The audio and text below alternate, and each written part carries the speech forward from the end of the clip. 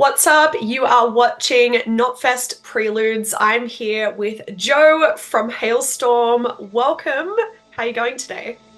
Hello. I'm doing good. We're just here hustling. We have a few more days left before we fly down there and start hanging out. So I'm excited. Last we spoke was actually a few years ago, and it was right before Vicious came out. Okay. And I remember you saying that the way that you started writing that album is you just basically brought like a whole bunch of riffs into the studio.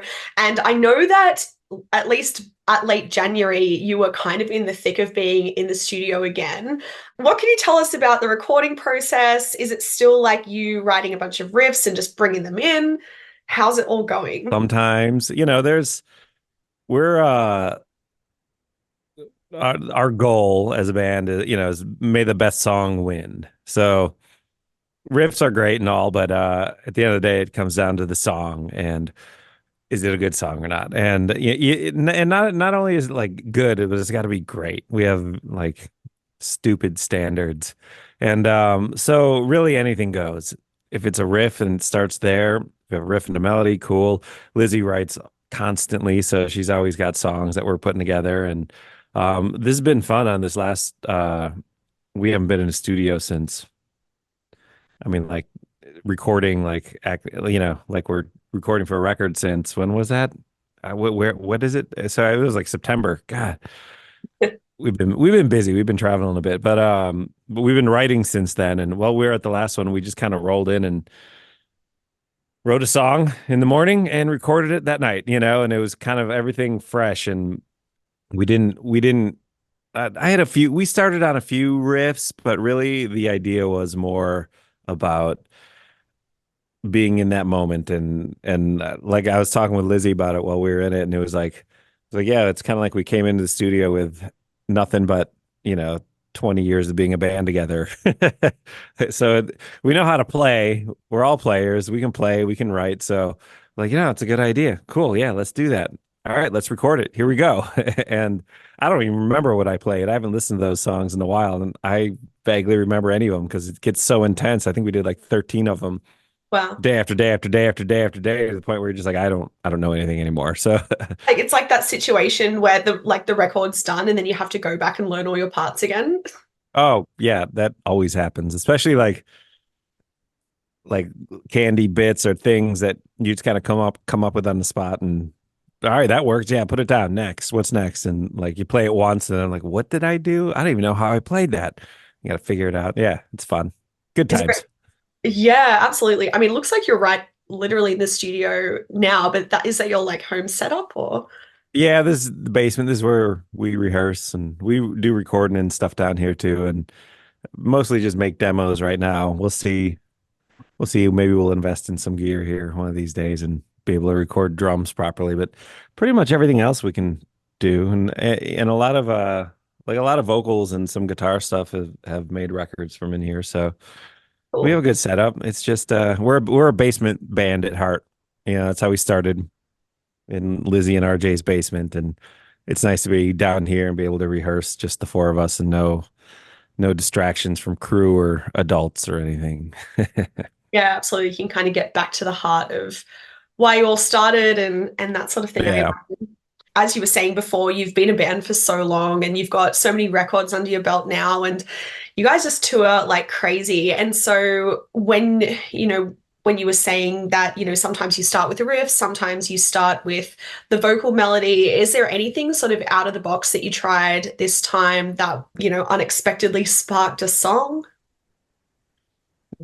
Honestly, the way that we're working with a new producer, and we had a few ideas going in, but we told him we didn't really, we had been touring constantly and we didn't get together and put together anything solid, and he was like, great, even better. And that was exciting because we've never really done that before for a record, like just sit in a room and knock out a song a day, and just Mhm. go, go, go. And it was really intense. And I think it's great. And that was like just round one, the first volley of songs. We'll see if any of them even make it. But we got a just a boatload more songs now, and we haven't even gotten together and riffed them all out yet or wrapped our heads around them. We just have these demos. We're like, all right, Lizzie's writing right now. Um, we love doing that. She'll go and write with friends or other people that she respects, and which I think is great because she gets to bounce ideas off of somebody else, somebody that each every song is like a puzzle, and she gets to put it together with somebody else with it who's better at different parts of the puzzle than maybe one of us, and then we get grab a hold of it and make it a Hailstorm song. Yeah, that's awesome. So it sounds like you're really just in the middle of it. And I guess, does that mean you kind of have to put things on pause whilst you come here to Australia and play some shows? And how do you sort of transition from, Yes. yeah. Yeah, thankfully. We we haven't played a show since headlining Wembley in December, so we're like itching, and we've been rehearsing the whole last week and just refreshing and getting our muscles back together.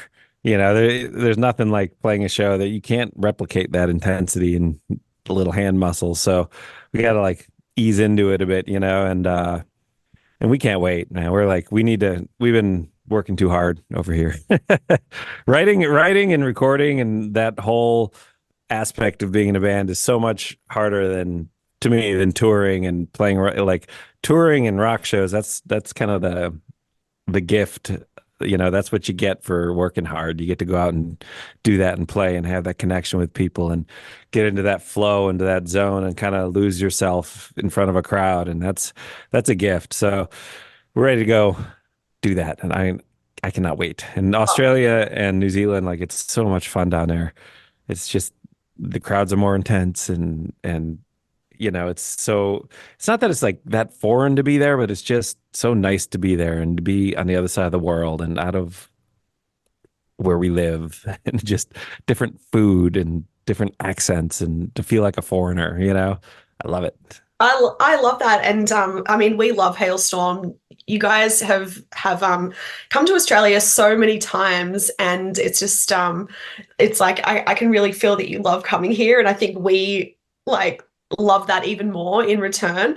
And I mean, but how do you prepare for a set? Because you don't like even play the same set night after night necessarily. You kind of switch it up from time to time or decide on the day. Is that still how you do it? And I guess now with even more new songs under your belt, I know that they're like not necessarily finished, but how do you put that together? We just play through everything. We have anchors. We have a bunch of anchors right now. We call them anchors, where it's like, this moment is working, and it's not the same moment every night because a lot of times we do a lot of improv and we don't play with a click or a computer or anything. It's what you hear is for as much noise as four people can make together.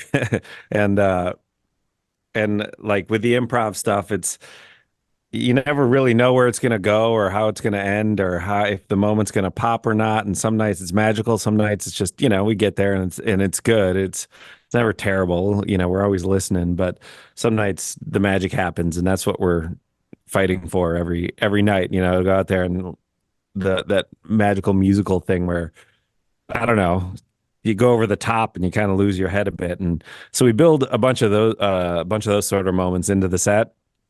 And sometimes like they're like we started like connecting a bunch of songs and kind of weaving them together. So there are some sections that will kind of repeat at shows, but then there's sections where it's like, all right, what are we going to fill in with that tonight? What songs, and let's do, oh, we haven't played this one for a while. Oh, that person in meet and greet was dying to hear this. Let's just play that. And so we always have spots that we can do whatever we want or just do an audible and be like, F this on stage, do this and throw the crew for a loop, which is always fun.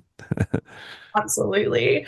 Well, I mean, speaking of live shows, so obviously Knotfest is a couple of big festivals that you're playing down here in Melbourne, Sydney, and Brisbane. And you're also doing some side shows with Skindred and a local band, 𝐿𝐼e, who are really cool. I've Cool. noticed you've done quite a few collabs with Skindred in the past. The two bands seem to have quite a long history. Can you tell us a bit about if there's a friendship there or some experiences that you've had together? Oh, yeah, we love those boys, man. When did we first meet them? I can't even remember. It must have been like 10 years ago, somewhere in Europe. I've always kept in touch with Mikey, their guitar player, and they're awesome. We saw them, we played with them at Download this year, and Lizzie went up and what do they call it? The Newport helicopter or something? Oh yeah, yeah, with the shirts. I saw that. Yeah, yeah, it was awesome. She sang a song with them, and I was side stage watching. It was a great moment. But yeah, so it'll be great to hang out with those boys in Australia and watch they're so good live, if you've seen them, it's just pure energy, and Benji's such a monster of a front man. He's awesome. It's Yeah. exciting. The show that we're really looking forward to. And we were really hoping that on those side shows we'd get Skindred put with us. We're like, come on. That's awesome. Yeah, I spoke to Benji last week and I haven't had the pleasure of seeing Skindred live yet. I'm really looking forward to it, but he is such a ball of energy. I think he'd come Oh like yeah. straight from the gym, straight to this interview, and it was infectious. So I can only imagine what this show's like. Yeah, they're awesome. You will have a great time. And Relica, as I mentioned, they're a local Sydney band just signed to Nuclear Blast. Cool. And yeah, I think your fans are really going to enjoy experiencing them. But I was curious, are there any up and coming bands from anywhere in the world, I suppose, that you're vibing at the moment? Who have you been listening to lately? I mean, I don't know how up and coming they are anymore, but we love The Warning from Mexico. Those girls are awesome. Have you heard them yet? I've heard of them, but yeah, I haven't listened to much of their music. You have to check them out. They just put out a new song called Sick, and I think their record's coming out in a month or two, Cool. or three. I don't know, somewhere in there. They just put the record cover out, but they're awesome. We had them out with us. Was it last summer? Maybe the summer before. I can't remember. I think it was the summer before 2022, and they just like it's like these three sisters, and they just attack on stage. They just rip, and they're all badasses, and they sing their asses off, and these little Mexican girls, and they just go for it, and they're so cool. I'm like such a fan. And their So go sisters as check them out. well. Yeah, they're all sisters, just three of them, and they make a big noise. It's cool. I'm so jealous of bands like yourself and now Warning who have like siblings in the band because there's just this like chemistry that is just immediate. It doesn't take any Yeah. time at all. It's always amazing. Yeah, there's a pretty crazy connection that comes with like history and a long time of interacting and being together. And one little look, what it speaks a thousand words, and you can kind of roll on it, and yeah, it's cool. Absolutely. And I know one of your passions is photography. Your Instagram feed is so cool. It's so rock and Oh, roll. thank you.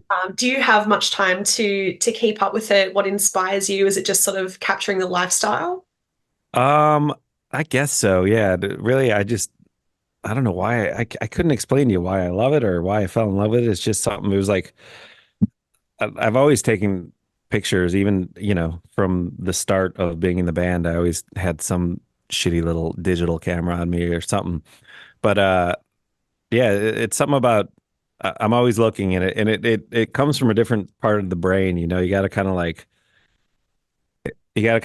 I gotta like relax and not worry and slow down, and like it's almost like opening up on your eyes in a different way, and that's my favorite part of it is just like relax, look at what's going on around you. Or if that's if it like if I always have a camera on me, so we always walk around cities when we tour, and that's kind of the relaxing part of it, and you get to see things and look at them and look for beauty in different places, but also just especially just our life and our lifestyle and the crazy shit that we do and how lucky we've been, all these dreams you have as a kid, we're still doing it, and so it's fun to I'm always just snapping some pictures, even if it seems mundane and like it doesn't really mean anything right then. Looking back, it can mean everything, like you're like, oh wait, look at that picture of Lizzie from this random backstage and you all of a sudden you can look at it in a whole different way a few years later and be like, wow, we looked different. Or like, can you believe how far we've come? Look at that shitty little room, or like all the it keeps on giving. It's like I always have some of my photos kind of on one of those digital picture frame things, and we're always looking at like, oh my God, do you remember that? It's cool, it's fun. Yeah, it a chance for maybe a little bit of mindfulness because it's such a fast-paced lifestyle, and I can imagine things are probably a blur sometimes. So to have Oh, big those time. snapshots, yeah.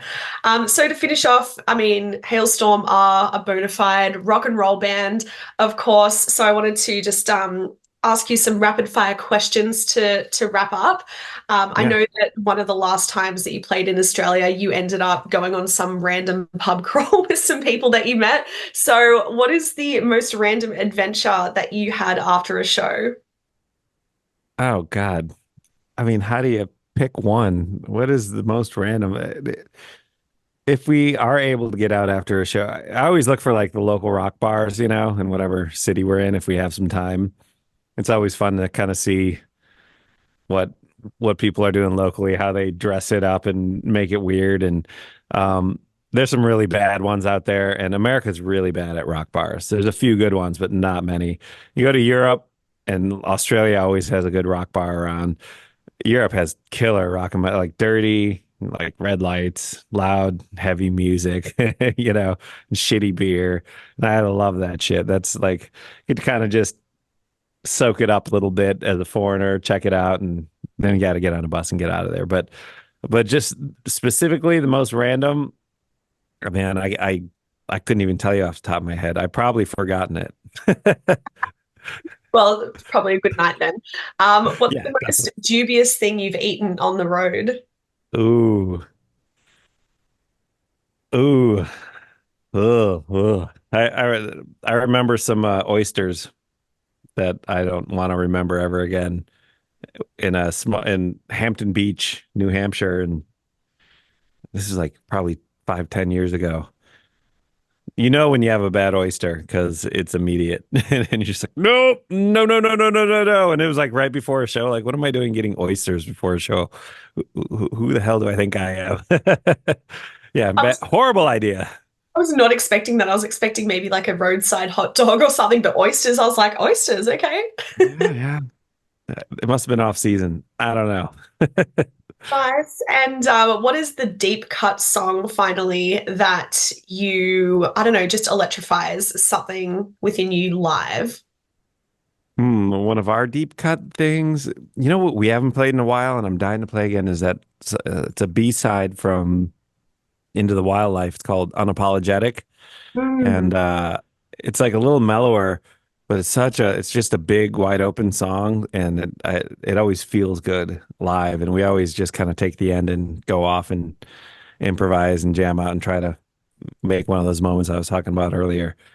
Yeah, and we've been playing a song called Chemicals a lot, another B-side from Vicious, I think. Yeah, because it didn't make the record for some reason. It's such a good song. Should have been on the record. But we put it out, I think we put it out as a record store day thing, like oh the year yeah, after Vicious. And it's so much fun. Another like big open riffs, sounds good in a big room and just feels good. A big major chorus. It has a big lift, and then like a trudgy, I don't know, heavy riff. That's a fun one. So either one of those, good B-sides. amazing.